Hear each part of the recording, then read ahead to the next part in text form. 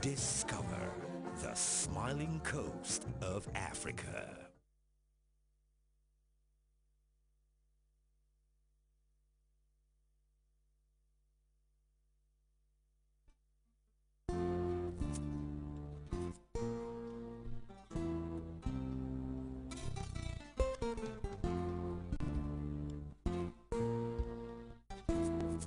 I do not want to have development and it's not sustainable. And the only way you can have development is for there to be peace and security. And the only way you can sustain what has been developed so far and make it useful to the people also is ensuring peace and security.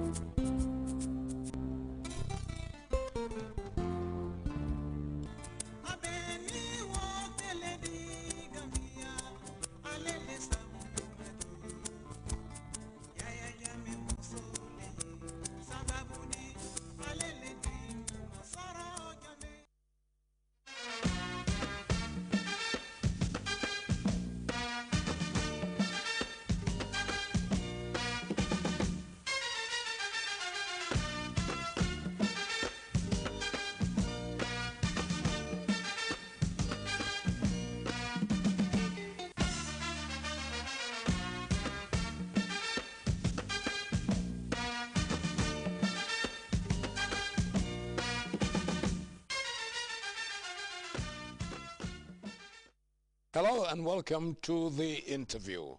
My guest, Aliu Diba, quantity surveyor by profession, CEO for Jama Construction, and now winner of the International Award for Excellence and Business Prestige at the International Quality Summit in New York 2012. Aliu, remarkable achievement. Welcome to the interview. Thank you, Malik. First of all, before we talk about this very important award of excellence that you've won, what took you into the construction industry? Thank you, Malik. My father was a carpenter, so it's like construction is my blood. And when I completed my sixth form, I was very eager to do something in the construction industry. At that time, quantity surveying was not well known in the Gambia. We hardly have more than 2 or 3 quantity surveyors. The well-known one was Francis Jones. And then I got a scholarship through the British Council to study quantity surveying in Liverpool John Moores University. I took the opportunity to study quantity surveying. I graduated in 1994 as a full-fledged quantity surveyor. When you say quantity surveyor, probably a primary 6 or a grade 10 child is listening to us. What do you mean by quantity surveyor? As the name implies, a quantity surveyor deals with quantities and also price. But much more than that. In this new world, it deals with management of construction works. Now, but basically, the quantity surveyor's job is quantification. You can calculate all the materials you need for the building, from foundation to finishing. The rates, that is the construction rates, the price, so that you can know the total cost of the building even before you start it. That's basically what quantity surveying is, but there are more to it. There are other things like interim valuations when the work is going on. You can do supervision. You can issue certificates for payments. You can also do other things like project management. It's part of our job. We also learn a lot of civil engineering works. We also learn about construction technology.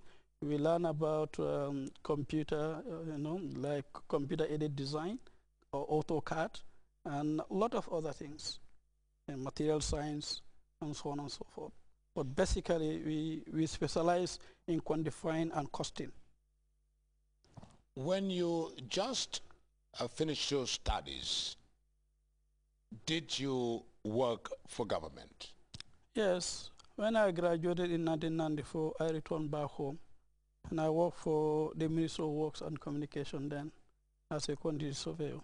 But how long did you work, and what gradually took you to go private? Well, I worked for 4 solid years for government now, and it helped me a lot because I got a lot of experience. I was a member of a major tender board.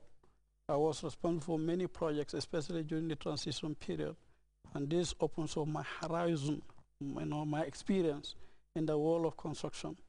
So at the end of 1994, because I want to explore my own intellectual, desire to go out in the private sector and make it for myself. I worked for Ahmad Samba Gamsen Construction for 1 year. Then I went into consultancy, then found consulting services. And I thought, well, the real substance is to go to construction itself. And finally, in the year 2000, we formed Jama Construction. And by 2004, it becomes a full-fledged construction company. There was no problem working for government. In fact, I learned a lot. You have so many experienced people at major tender board, financial people, some technocrats and so on, bureaucrats and so on and so forth.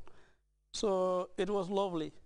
And working with different project managers, like PCU, working with gun works and things like that, helped me a lot. But then I want to be my own man. I want to go there and build for myself a dream. That is, do something independently that's going to leave, legacies for generations yet unborn. That's why I went to the private sector. During your tenure with government, what can you cite that you did collectively with the people in government that you worked with that today you can reflect on and say, I was part of that when I was with government? Well, there are a lot to remember, because I remember even the rural edification project. I was part of the evaluation committee. And during the transition period, schools were mushrooming. Construction was everywhere. And we were at the center of all this. And of course, there are also major projects, like the Ministry of Works and Communication building, the Lands and Service building also. I was part of all that. I was part of the supervision. I was part of the contract documentation. I was part of those who also supervised the Ministry of Works and Communication building. To get into the construction business, it's not very easy, meaning you'll have to have some money. You need to have contacts. People must know your background in construction, quantity surveying. How competitive was the construction industry at that time when you just left government and decided to do your own thing? Very competitive, really, because there are so many contractors in the construction industry. But unfortunately, we don't have many qualified professionals in it. So people went there because they have the opportunity, because most of the technical people are working for government, working as technical directors and things like that. So there was a big vacuum, though there are so many people, but you need the real professionals, those who really own the market must be out there. And when we came out,